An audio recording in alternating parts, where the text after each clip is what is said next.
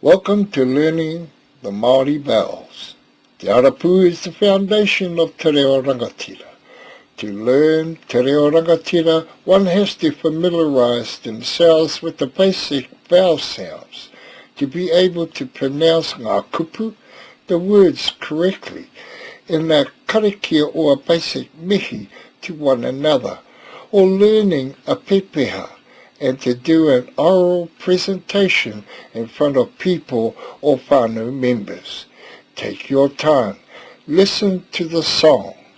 Believe me, you will be inspired from not knowing nothing to knowing at least something in the end.